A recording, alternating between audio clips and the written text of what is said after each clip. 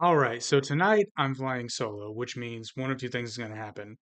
Either this will be the tightest, most focused episode we've ever done, or it's going to turn into me arguing with myself for an hour. And honestly, both are kind of on brand for this show. All joking aside, though, what I want to do tonight is something that somehow feels controversial in 2026, and that is to simply ask, what did Donald Trump actually promise in his second term, and did he deliver? Not did you like it, not did I like it, not did it own the libs, not did it make conservatives feel good, just what did he promise and what did he do?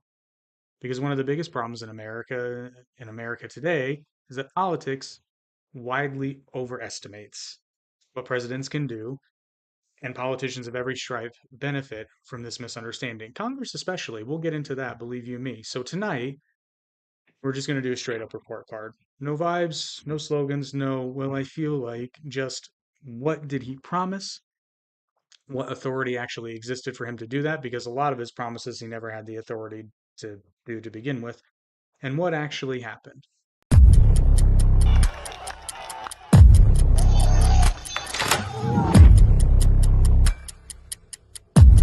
We choose to go to the moon, participate, and do the other things. Weird. Weird.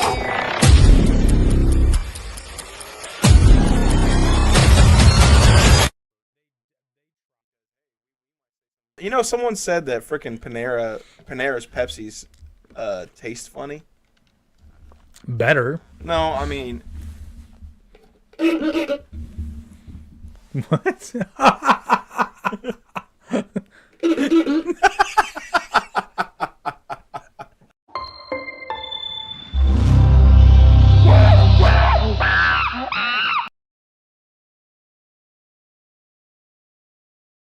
Now, before everybody starts yelling at me, a few ground rules here. First, this is not a moral grading system. You can think whatever you want about the policy. You can think it's awful, and you can think it was great, but you have to admit if it was delivered, then it was delivered.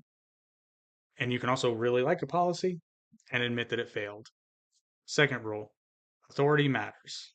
The president, much to his chagrin, is not a king, but the president's also not powerless.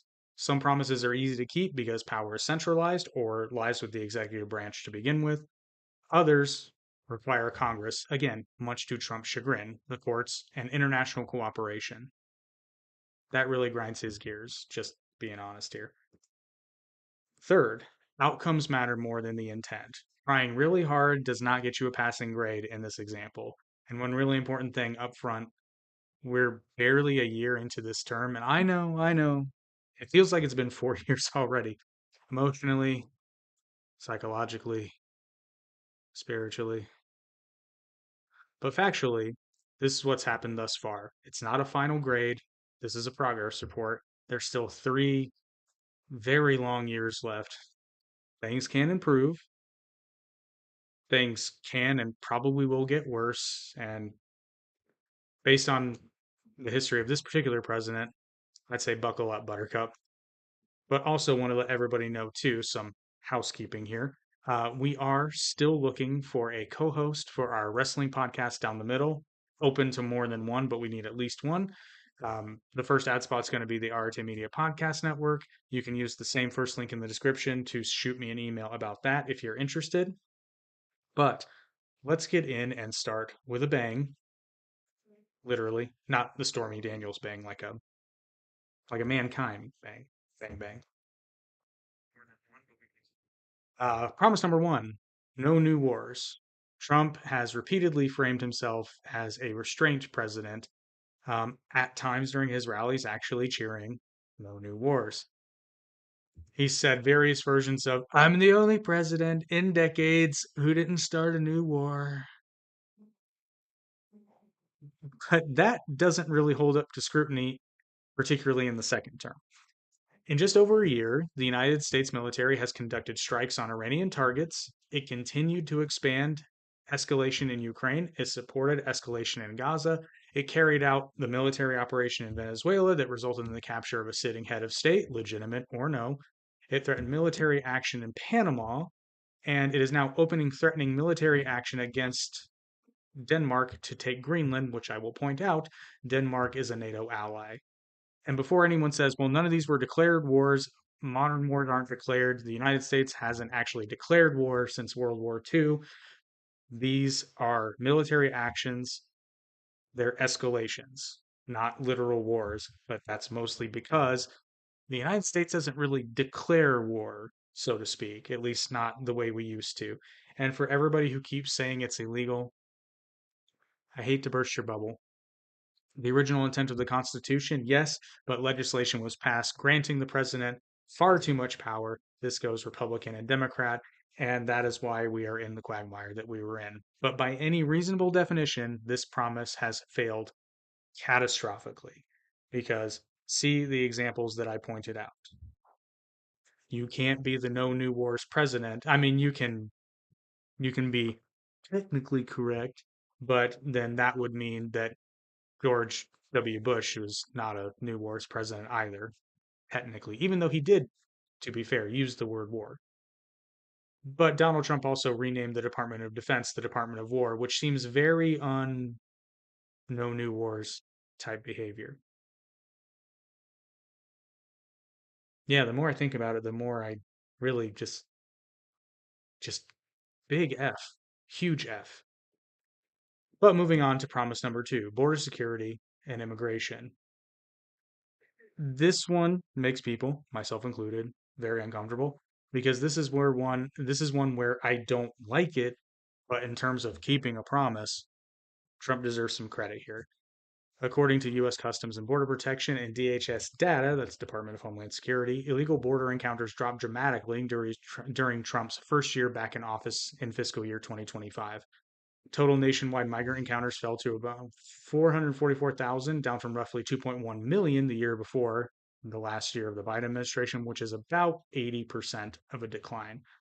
Month to month, the drop was even sharper. In March 2025, Border Patrol apprehended just 7,181 people crossing the southwest border compared to about 137,000 in March of 2024, which is roughly a 95% decrease for those of you keeping score at home. By July 2025, arrests dropped further to 4,598 total, which is one of the lowest monthly figures ever recorded in the country's history since they've been recording these things. The administration has also reported zero releases into the interior for multiple consecutive months, compared to tens of thousands per month during the final year of the Biden administration.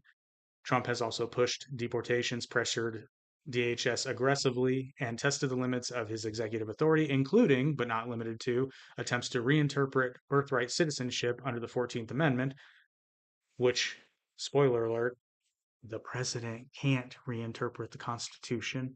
That's kind of the point. There is a way to change the Constitution, but it's really hard.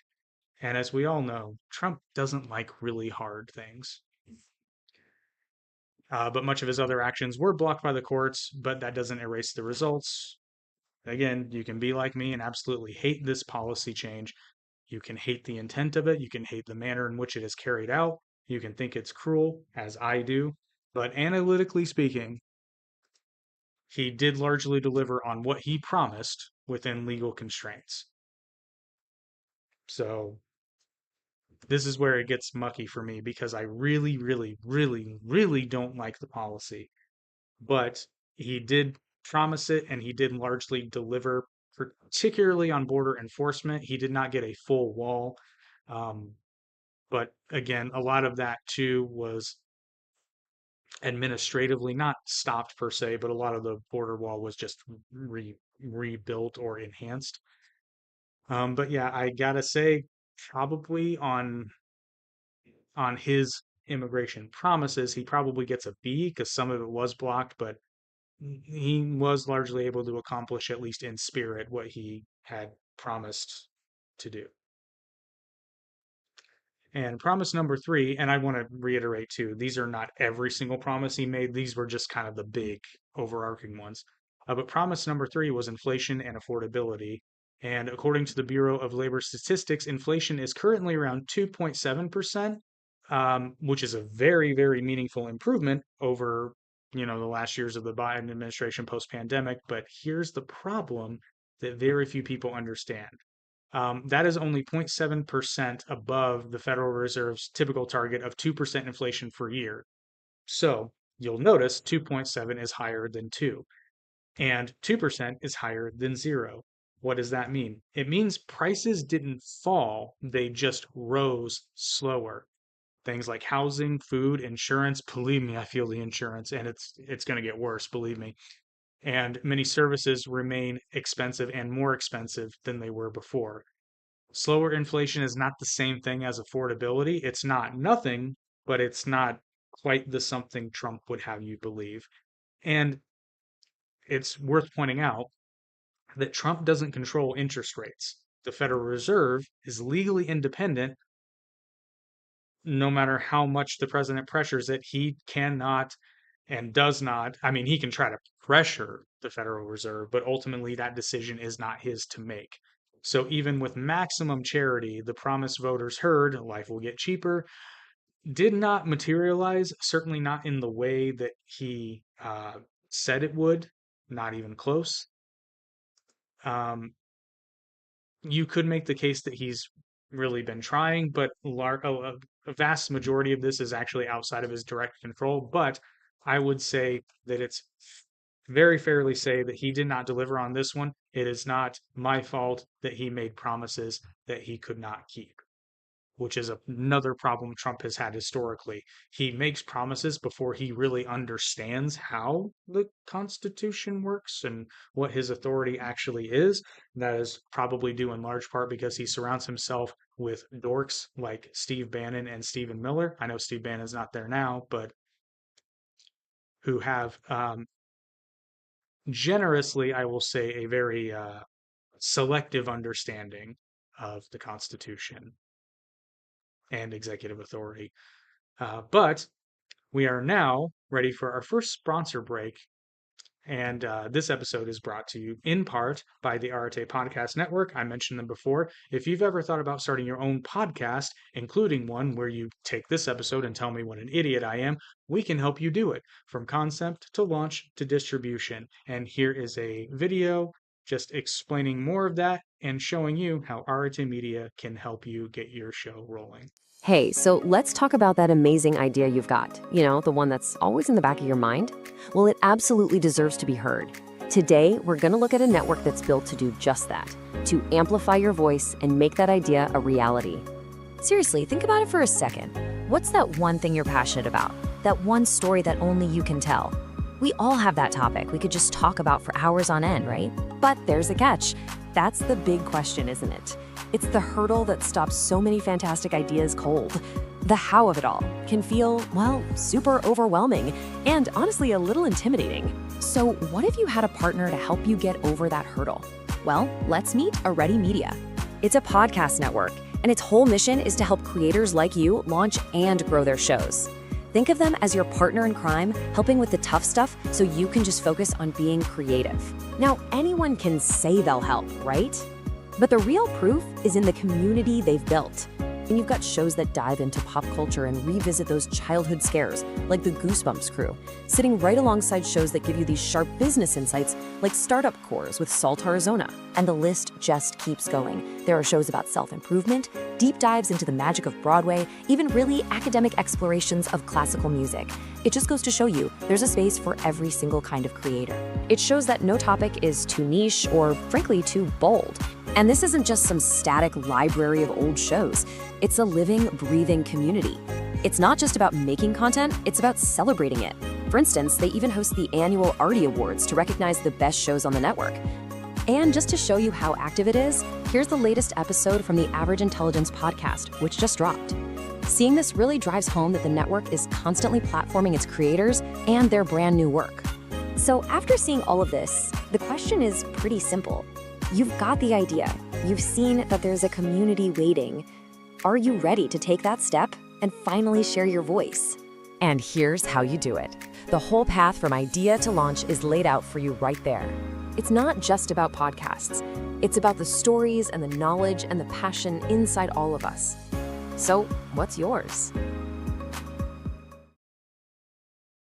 So, like I said before, if you've got an idea for a podcast, click that first link in the description, or if you would like to apply for the pro wrestling co host job, you can use that same link. But now we move on to promise numero cuatro: China, trade, and manufacturing. Just being fair, on intent, Trump has pretty much delivered. He stayed mostly aggressive on China. Asterisks we'll address later. Tariffs were raised sharply. The average U.S. tariff rates, climbed from about 2.4% to about 17 by late 2025, which is the highest levels we have seen in decades. Now, before we get too deep into that, a quick economic literacy moment, which Trump really should benefit. So, Donald, a trade deficit sounds real scary, but it's not inherently bad. And everyone listening to this has a trade deficit with their own grocery store. You don't export goods to Kroger, you give them money, and they give you food. That's a trade deficit. And it's not a problem because the benefit you are getting from said trade deficit is the food you eat or the goods you buy. A trade deficit is not inherently a bad thing.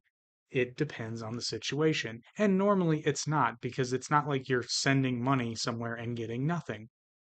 And they're sending you less money and getting something. That's not how international trade works. It also depends on what you're talking about, because, like, Trump was levying tariffs against countries that will always have a trade deficit with us because they are smaller. We buy more stuff from them because we have more people. It's not a bad thing. But the real question is whether trade policy changes behavior or just raises prices. And I'm going to be honest, that kind of depends. Even after the tariffs of this round of tariffs, US China goods trade deficit remained at about $300 billion. And here's a key number: about 96% of the cost of those tariffs was paid by you, the American consumer, not China. China still ended 2025 with a record trade surplus approaching $1.2 trillion with a T. And there's the contradiction. Trump indicated US run, or here's a contradiction when it comes to China. When Trump gave that very unsettling speech, granted, not his most unsettling speech as of late, but it's up there. He indicated that when United States oil companies retake over the oil industry in Venezuela, that they would continue selling oil to China, which is kind of a weird thing to say if your stance is to be tough on China. But fair is fair. He gets a C on this one. I'm going to say partially delivered, but uh, he certainly intended to do something. Execution's a little muddled, and I don't think he honestly understands how tariffs work, because in Trump's defense, his tariffs from his first term, I actually have said it on the show before, I think those were largely a good thing because they targeted China specifically, meaning companies had other options to move their manufacturing to places that were still more affordable labor, but not as expensive as United States labor, because a lot of these companies, I'm guessing, it depends on the particular situation, but I'm guessing most of them, even with the tariffs, still find it more cost effective to keep manufacturing in China or overseas versus moving production to the United States.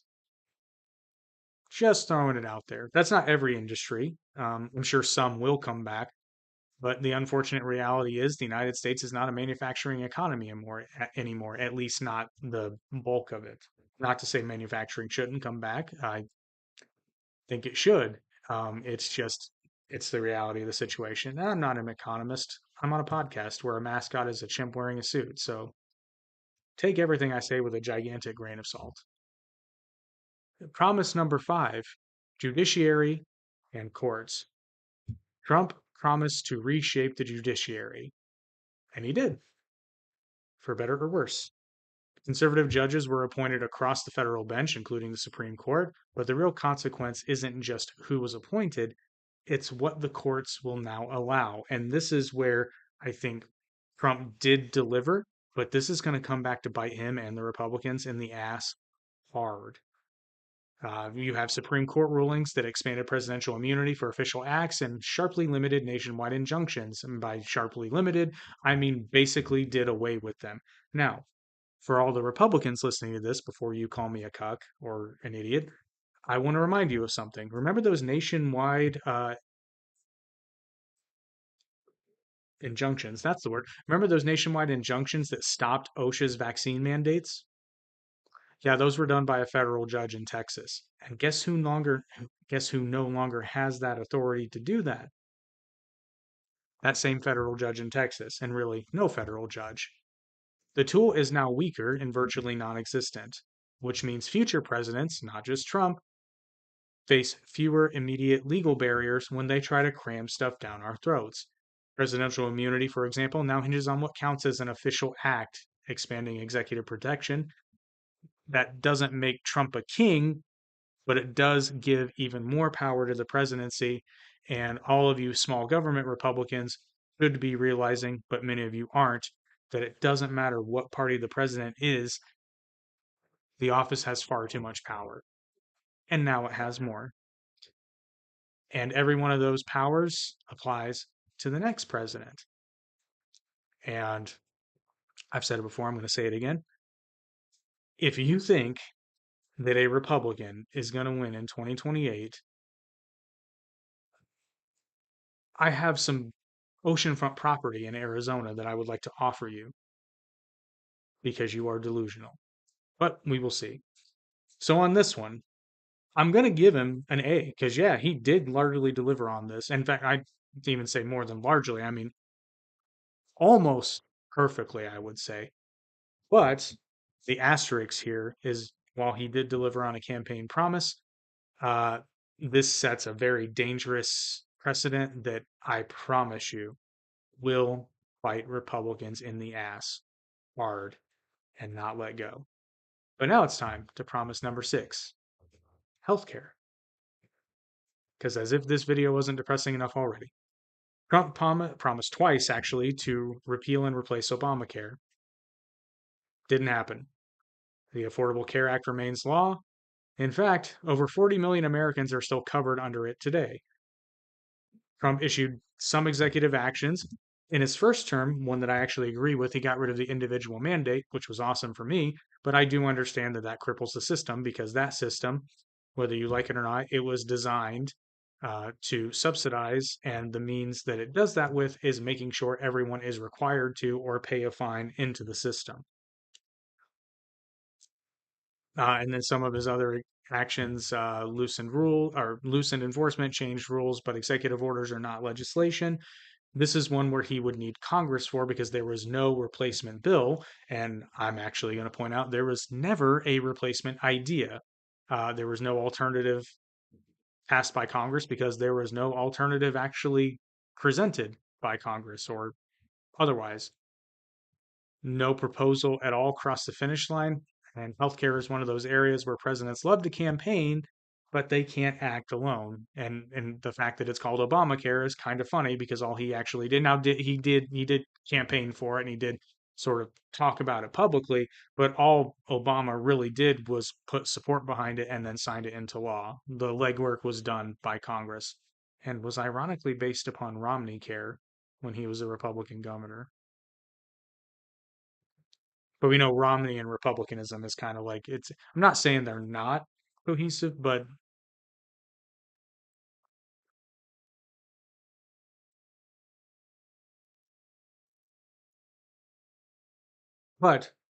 the promise made to his voters was to repeal and replace Obamacare, and that did not happen. So here Trump gets a solid F. Promise number 7, infrastructure. And I'm not going to lie to you, this one gets a little complicated because you might be asking yourself, wait, aren't we seeing infrastructure projects right now? Yes, you are. But mostly not because of Donald Trump. Let me explain. The bulk of current infrastructure project spending comes from Biden's Infrastructure Investment and Jobs Act. Maybe you might recognize it better as the Build Back Better plan, passed before Trump's second term. The bill created multi-year funding pipelines as infrastructure bills do. The money keeps flowing regardless of who's president because it has already been allocated by Congress, and Congress has the power of the purse, much to Donald Trump's chagrin, and he learned painfully through Doge. And the reality is, presidents don't build bridges, and not in real time. Congress authorizes the money, and projects roll out over many years, sometimes decades. And Trump, after being voted in, did not dismantle this framework, largely because he couldn't, but he also didn't expand on it. He passed no replacement infrastructure bill. I don't even really recall him fighting for one, although I could be wrong. He created no new long-term funding mechanisms. The only thing his administration really did was deprioritize climate provisions that were in the bill, slowed some regulatory items in it and really just distance itself rhetorically from the program. But that's not sabotage. And to be fair, that is largely probably because he really couldn't sabotage it all that much.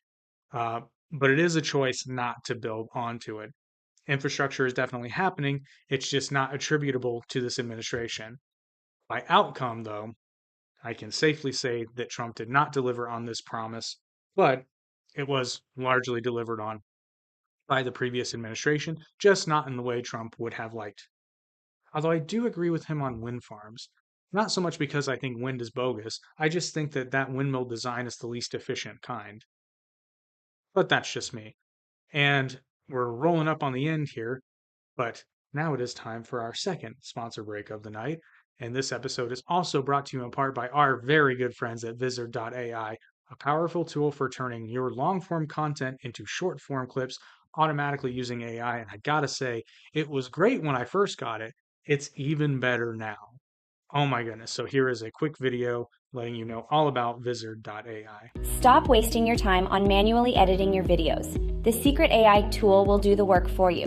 One of the best things about it is that it gives your video the potential to go viral. Visit this page, sign in, create a project by clicking on this button. Choose a video that you want to use. Click on the AI clip button. Wait for the magic. It is scanning through the video and looking for the parts that has the potential to go viral. Instead of editing the video by yourself, it does the work for you.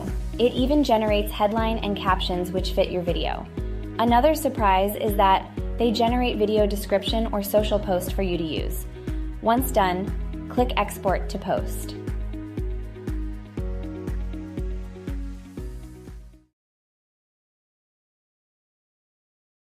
If you'd like to try out Vizard.ai, they do have a free version, but I'm going to tell you right now, if you start using it, you're going to want the premium version for all those benefits. And you can use the second link in the description to start using Vizard.ai today. And you can use it after we help you start your podcast. So it's like a twofer. But we are nearing the end of promise number 8, election integrity. Donald Trump promised to secure elections, restore trust, and address what he and many of his supporters believe was serious flaws in the system. And to be clear, he did absolutely change the conversation, but that was largely during the election, I would say, and not so much during his current term. Before Trump, questioning election processes was often treated as, I wouldn't go so far as to say it was taboo, but it was definitely more conspiratorial. But after Trump, it's definitely become a political issue on both sides, and because he made it one. He has issued some executive orders, and he's pressured the Department of Justice and publicly challenged states to change the rules. He made election integrity central to his movement. But here's the reality. Elections in the United States are run by the states, not by the federal government. Thank God. It's a constitutional design choice that I agree with and I love. Meaning, a president cannot impose nationwide voter ID by executive order. Even though I would like voter ID laws, the Constitution clearly puts elections are run by their respective states. He cannot rewrite state election law unilaterally. He cannot nationalize elections without Congress or a constitutional amendment. Obviously, none of that happened. There was no nationwide voter ID law, no federal election overhaul, no uniform national standard replacing state systems. Some states did change their laws, but unevenly and often along partisan lines, but the national structure remains largely the same. So Trump succeeded in changing the conversation a bit, but failed to actually change the system. So, based on the outcome, I would go so far as to say partially delivered, more leaning on not delivered, because again, the conversation's now being had, and we might see changes in the future. Just reiterating again, this is a progress report, not a grade, because we still have 3 years left. And promise number 9, Trump again promised to drain the swamp with an asterisk on the Epstein files. And I'm going to just be transparent. This one's less about legislation and more about symbolism, but symbolism matters. Trump is a key example of that. He largely, I would say, got voted based on symbolism and sentiment. He built much of his political identity around exposing elites and draining the swamp. Draining the swamp, which is ironic because he lives in Florida. That message definitely resonated with people because across the spectrum, just about everybody believes that there are two systems of justice in this country, one for regular people and one for the rich and powerful and influential. Trump didn't run on a formal written policy promise to release the Epstein files, but on June 2nd, 2024, during a Fox News interview with Rachel Campos Duffy, he was asked whether he would declassify government files related to Jeffrey Epstein, and his response was, and I quote, "Yeah, yeah, I would. I guess I would." And that created an expectation with his base. And that expectation wasn't just about the documents, it was about accountability. And they really did feel that Trump was running on this, even though he didn't actually come out and say it in a campaign promise. I don't think I'm overstepping here by saying it kind of became an unofficial one. And as I pointed out, he did acknowledge it in an interview. But what happened? We're still waiting on a broad release of the Epstein files. Um, and that whole rollout is, we pointed it out on this show. That's all I'm going to say on that. Um, there was no sweeping declassification. In fact, at times the Department of Justice actually tried to fool journalists and the American people. I remember when they gave out all the fancy binders and it was all the stuff we already knew. There was no cascade of accountability for powerful figures, which just about everyone in Trump's base that I've seen is screaming for. And to be fair, much of the Epstein materials are sealed by courts, and the Department of Justice operates independently. A president can't simply override judicial seals, but politics isn't just about what you can do, it's about what you fight for. And more importantly, in this case, it's about what you say you're going to do and whether or not people understand whether or not you can do it. And just to be clear here, um, they certainly could release quite a bit more than they're letting on. And in fact, Congress is basically forcing them to. Um, and I've got to look this up. I don't know where Pam Bondi sits right now in terms of her contempt charge, but um, that was music to my ears. And in this particular case, though, they never really appeared to be fighting for it. They said they were, but then it's a lot of empty words and not a lot of action. And suffice it to say, which is also ironic because the area that would become Washington D.C. was largely a swamp. The swamp has yet to be drained. And I think even if they did release the files, his base is not going to forget that it took them a very, very long time to do so. But I can safely say today that based on the outcome, this expectation and promise was not delivered. So those were the 9 big promises, and there are some honorable mentions that I want to read out here and address.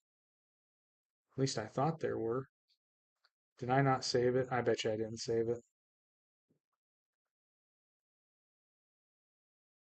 Ah, see, I promised something I didn't deliver, so now that's very disappointing for me.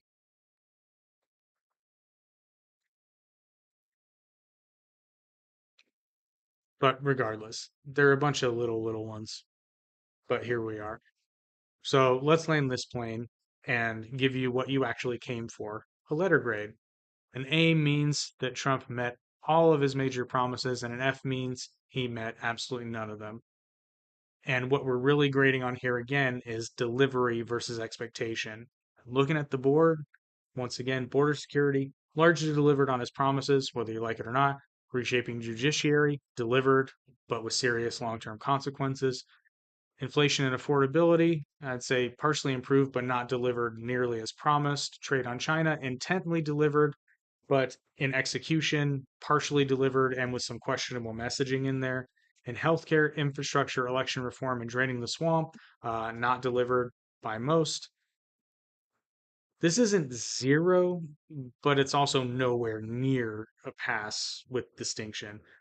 Trump delivered best where power was centralized in the executive branch and not unilateral or across the branches of government. And he really struggled uh, and failed when something required legislation, coalition building, or institutional limits were involved. Um, Again, I chalk that up to largely being the fault of the fact that Trump and his inner circle don't really understand how the government works, because if they did, they would not be operating on some of the more dubious lines, such as this weird idea that because the 14th Amendment makes a special exception for the children of diplomats, that somehow that applies to people that are here and are not citizens. That is an Armstrong level stretch. If you're a 90s kid, you get that joke. And if you don't, I'm sorry, but Google is free. So, to put a pin on this, if we're being completely honest, and again, this is not being hostile or charitable, just honest, I think that if you look at the numbers for his current second term performance thus far, he's getting like a C minus, maybe a high D. He's not failing, but he's definitely not acing it. Um, I would say largely what's working against him again is he's got a mixed, uneven record with real consequences. And I do believe if things keep going this way, he will largely fail in his second term as president, and even more so after the fact, because the precedents that he is setting right now are, say it again, these are going to come back to bite Republicans in the ass for probably decades. It's going to take somebody coming in and really, it's going to take Congress taking back their responsibility largely, because the whole reason we're in this mess is Congress has kept giving up its responsibilities to the executive branch. Don't really know why. Well, I know why, because they don't want to be blamed for it, because everybody knows that nothing makes a politician recoil in fear quite like responsibility. But anyway, I want to end this on a somewhat happy note, but by God, I can't think of one. So maybe I'll show you a pit bull at the end. But I do want to reiterate one more time, just in case you didn't get it. It's a progress report, not a final exam. There's still 3 very long years left. And that is enough time to raise the grade, but it's also enough time to fail miserably. And if I know anything about American politics, buckle up. Well, this has been the Average Intelligence Podcast. Hopefully, you're a little bit less average and a little bit more intelligent. Tonight, it's a maybe, but I promised you a pit bull. So let's do that. Mamas, come here. Or actually, stay right where you are. Hi, mamas. What you doing? Doing pit bull stuff? Tell you what, we'll just set that there. You know what's really funny about her is when you say her name, she gets happy about it. Mamas. See? Mamas. It's the funniest thing in the world. Mamas.